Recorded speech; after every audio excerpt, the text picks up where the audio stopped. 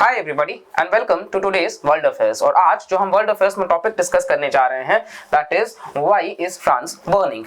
सो आपने देखा होगा कहीं ना कहीं पिछले कई दिनों से फ्रांस में प्रोटेस्ट जारी है और फ्रांस में कहीं ना कहीं बहुत सारे रायट्स आपको देखने को मिल जाएंगे, कूड़े कचड़े का ढेर आपको देखने को मिल जाएगा और हर जगह आगजनी, टीयर गैस ये सारा इस्तेमाल किया जा रहा है और पूरा का पूरा फ्रांस बेसिकली फिलहाल के लिए बर्न कर रहा है। जहां उसकी कैपिटल पेरिस को हम सिटी ऑफ लव के नाम से जानते हैं, लेकिन फिलहाल के लिए यहाँ पे एंगर देखने को मिल रहा है। तो ये फ्रांस के पूरे वीडियो को हम समझने की कोशिश करेंगे कि क्यों ये प्रोटेस्ट जारी है और साथ साथ में आप देखोगे तो कहीं ना कहीं एक लिंक, क्योंकि फ्रांस जो है वो एक डेमोक्रेटिक कंट्री है, ठीक है। तो कहीं ना कहीं भारत भी एक डेमोक्रेटिक कंट्री है। तो इंडिया और फ्रांस की जो डेमोक्रेसी है तो हम कह सकते हैं कि डेमोक्रेसी का भी कहीं ना कहीं अराजकता फैला सकता है क्या, क्योंकि आप देखोगे तो कहीं ना कहीं मतलब एक आप कह सकते हैं कि उसके वजह से एनार्की हो सकता है और क्या लेसन्स भारत को सीखना चाहिए। इन सभी बातों को हम यहाँ पे डिटेल में जानने की कोशिश करेंगे। और इसके अलावा आप इस वीडियो से अगर जरा सा भी आपको हेल्प मिलता है तो प्लीज चैनल को सब्सक्राइब करिएगा, बिकॉज ये काफी वैल्यू ऐड कर देता है।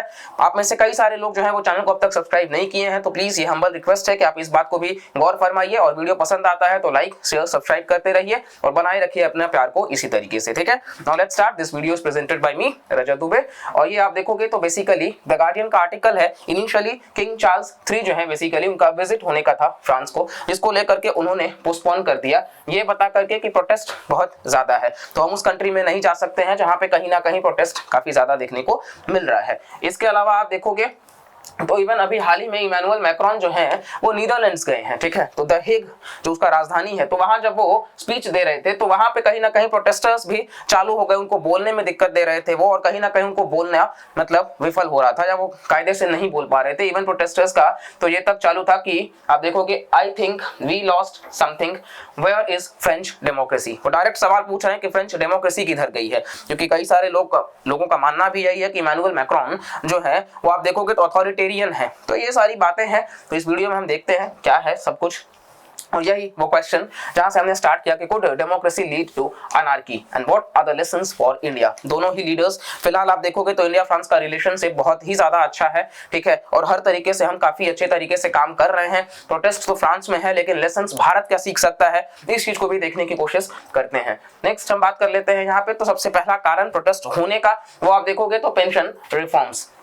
दरअसल क्या हुआ है कि यहाँ पे एज लिमिट जो है वो बढ़ा दिया गया है। इनिशियली 62 इयर्स हुआ करता था, लेकिन अब कहा गया है कि 64 इयर्स तक जो काम करेगा उसको ही पेंशन मिलेगा और ये करते करते ग्रेजुअल प्रोसेस में 2030 तक आपको देखने को मिल जाएगा। कुल मिलाकर के हम कहे तो यहाँ पे पेंशन रिफॉर्म्स में जो लाया गया है इंट्रोडक्शन, ये 2 साल एक्स्ट्रा काम करने का, इसको लेकर के प्रोटेस्टर्स जो है वो डिमांड कर रहे हैं कि 2 साल एक्स्ट्रा अपने आप में काम करना उनके लिए सही नहीं है और उसके वो खिलाफ बात कर रहे हैं।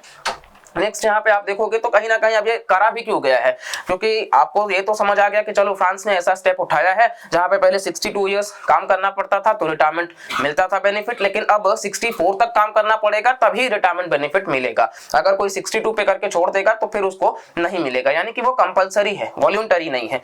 तो उसके पीछे का कुछ कारण होगा, क्योंकि फ्रांस गवर्नमेंट जो है वो अपने आप में आप देखोगे तो उनका जो डेट टू जीडीपी रेशियो है वो काफी ज्यादा है, ठीक है। यानी कि आप देखोगे तो लगभग आप देख रहे हो ये लगातार चार्ट जो है वो आपको देखने को मिल रहा होगा किस तरीके से बढ़ता चला जा रहा है। इन शॉर्ट आप एवरेज में आपको बताएं तो भारत में हर डेट पे मतलब 90 रुपए का लोन लिया जा सकता है 100 रुपए पे, लेकिन ये फ्रांस में सेम 350 रुपए के आसपास का डेटा है। तो अपने आप में आप देखोगे तो ये एक्सपेंडिचर जो है वो भी बहुत ज्यादा है, क्योंकि फ्रांस में कहीं ना कहीं एजुकेशन हेल्थ पे काम वो करते हैं, जिसकी वजह से आप देखोगे वेलफेयर स्कीम्स वगैरह, और यहाँ पे उनको एक कारण ये पड़ रहा है कि उनका जो डेट टू जीडीपी रेशियो है ये ज्यादा है। दूसरा हम बात कर सकते हैं कोविड-19। जैसा कि आप सभी को पता होगा कोरोना आने से लॉकडाउन लगा और सारी की सारी इकोनॉमी जो है वो स्लो डाउन पे या तो चली गई और या फिर वो रिसेशन की तरफ आगे बढ़ गए हैं। वेस्टर्न कंट्रीज जो है वो फिलहाल स्लो डाउन काफी ज्यादा देखने को आपको मिल रहा होगा। ऑलरेडी यूएस से जो कंट्री है वो आप देखोगे तो वो भी सिलिकॉन वैली बैंक हमने देखा, क्रेडिट स्विस वगैरह हमने देखा किस तरीके से बैंकिंग कोलैप्स कर रहा है। इवन आप देखोगे तो यूएस से वो कंट्री है जहां पे आप देखोगे तो यूएस में आप कहीं ना कहीं कह सकते हो कि बहुत ज्यादा प्रोटेस्ट वगैरह देखने को आपको मिल जाएगा, राइट्स वगैरह, गन वायलेंस पोल्यूशन वगैरह, ये सारी चीजों में यूएस ओवरऑल टॉप में है। स्टिल आप देखोगे जीडीपी पर कैपिटा में तो यूएस से आपको देखने को मिल जाएगा कि बहुत बेहतर परफॉर्म कर रहा है, लेकिन ओवरऑल आप देखोगे तो यूएस उस तरीके से शायद काम नहीं कर रहा है। नेक्स्ट हम बात कर लेते हैं, that is Russia Ukraine conflict. तो ये सबसे इंपॉर्टेंट है कि रशिया और यूक्रेन के बीच का जो वॉर जारी था, तो आपको पता होगा कि फ्रांस जो है वो काइंड ऑफ नेटो का सदस्य भी है, तो यूएसए की बात सुनना और इस चक्कर में कहीं ना कहीं उनको सपोर्ट करना पड़ा यूक्रेन को, तो उसमें भी उनका स्पेंडिंग लगा है और अगर वो खर्च की है तो पैसे अभी वो वापस लाना चाहेंगे, जिसकी वजह से वो ये स्टेप उठा रहे हैं, क्योंकि हो सकता है डायरेक्ट टैक्सेस का बढ़ा देना उनके लिए एक डिसइन्वेस्टमेंट भी लगे। नेक्स्ट हम बात कर लेते हैं यहाँ पे, और वो सिस्टम ऑफ फ्रांस की बात कर लेते हैं। जैसा कि आपको पता होगा फ्रांस ओवरऑल जो है वो यूरोप में लाई करता है। आप मैप में देख सकते हैं किस तरीके से उसके पड़ोसी में जर्मनी आता है, स्विट्जरलैंड, इटली, और साथ साथ आप इस तरफ देखोगे तो यूके है, और इसके बीच में इंग्लिश चैनल जो स्ट्रेट ऑफ डोवर से पास होता है। तो कुल मिलाकर के ज्योग्राफिकली तो फ्रांस जो है वो वेस्टर्न कंट्री है, लेकिन इसका जो इकोनॉमी है वो आज भी मिक्स्ड इकोनॉमी है, जैसे कि कैपिटलिज्म और सोशलिज्म का ब्लेंड होता है। कैपिटलिज्म इन शॉर्ट, जैसे कि यूएस सिर्फ और सिर्फ प्रॉफिटेबिलिटी पे काम करना चाहता है, लेकिन सोशलिज्म मतलब कि हम लोगों के हित के बारे में सोचेंगे, जैसे भारत आप एग्जांपल में देख सकते हो। तो इस वजह से यहाँ पे वो दोनों को बैलेंस करने की कोशिश करता है, और फ्रांस ही वो कंट्री है जिसका रिटायरमेंट 62 इयर्स है, वरना आप देखोगे तो जर्मनी, यूएस इन सबका 67 इयर्स ऑफ एज पे रिटायरमेंट होता है। इवन यहाँ पे जो मिनिमम वेजेस भी है वो भी आप देखोगे तो $250 जो है वो उससे ज्यादा है बाकी कंट्रीज के कंपैरिजन में। तो ये अपने आप को दिखाता है कि फ्रांस जो है वो लोगों के हित के बारे में तो सोचते हैं। यहाँ पे जो आपको बता रहे थे वो चार्ट आप देखोगे तो नीदरलैंड्स में रिटायरमेंट वगैरह यूएस से, और फ्रांस आप देखोगे तो सबसे कम 62। ठीक है, तो ये भी बहुत बड़ा कारण है जिसको लेकर के इवन एवरेज जो रिटायरमेंट एज है वो भी 64 इयर्स आ रहा है, जिसको लेकर के आप देखोगे तो फ्रांस उसी चीज को इंप्लीमेंट करने की कोशिश कर रहा है कि हम भी 64 तक जाते हैं। नेक्स्ट यहाँ पे फिलहाल जो बातें हो रही हैं वो ये कि इनको भी हटाया जाना चाहिए, that is the president Emmanuel Macron साहब को, और इसके लिए कहीं ना कहीं अपोजिशन ने 2 बार कोशिश भी किया, नो कॉन्फिडेंस मोशन, लेकिन वो फेल हो गए हैं फिलहाल के लिए। इवन जो प्रोटेस्टर्स हैं वो भी इनके खिलाफ में है कि अथॉरिटेरियन रेजिम स्टैब्लिश कर रहे हैं, ये मनमानी कर रहे हैं, ये सिर्फ इंडस्ट्रियलिस्ट्स को ध्यान दे रहे हैं, किसी भी कॉमन सिटीजन्स की बात नहीं सोच रहे हैं ये।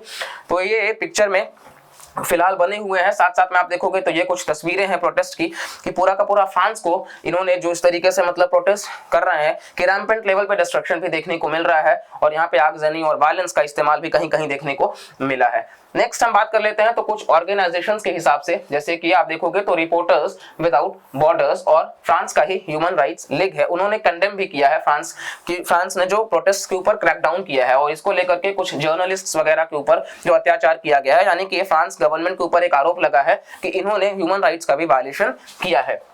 नेक्स्ट आप देखोगे तो अब हम बात कर सकते हैं कि क्या मेजर्स हो सकता है। ठीक है, फिलहाल के लिए लॉन्ग टर्म सस्टेनेबिलिटी में पेंशन सिस्टम के क्या मेजर्स हो सकता है।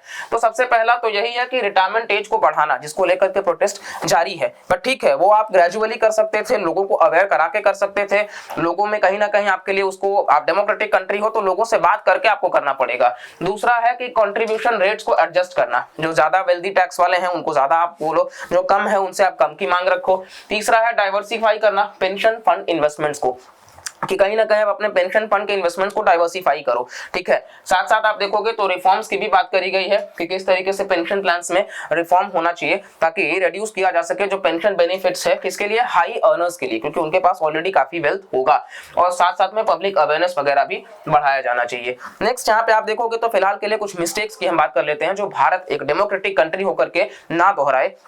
तो सबसे पहला बात तो यही है कि भारत को भी ये चीज का ध्यान रखना चाहिए कि अगर हम डेमोक्रेटिक कंट्री हैं तो कुछ भी अगर हम पास करते हैं तो लोगों का विल होना उस पर जरूरी है।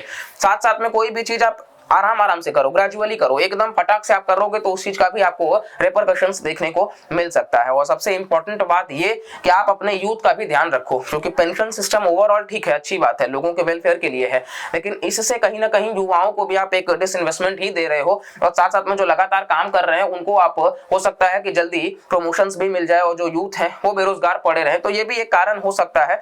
तो इसलिए आपको इंडिया फिलहाल आप देखोगे तो वो कंट्री है जहां पर यंग पॉपुलेशन सबसे ज्यादा है, तो इसीलिए हम इस डेमोग्राफिक डिविडेंड का फायदा उठा सके और अपने लोगों के अंदर स्किल्स दे सके और साथ साथ में इस देश का विकास कर सके, ताकि वो सबका साथ और सबका विकास हो सके। वेल, इस वीडियो से सिर्फ इतना ही। अगर इस वीडियो का कंटेंट आपको पसंद आता है तो वीडियो को लाइक करिएगा, कमेंट करके भी जरूर आप अपना फीडबैक बता सकते हैं, और चैनल को भी प्लीज सब्सक्राइब करिएगा और ज्यादा से ज्यादा लोगों तक शेयर करते रहिए। और नेक्स्ट मिलते हैं फिर अपकमिंग वीडियोस में, तब तक के लिए bye bye, take care and जय हिंद।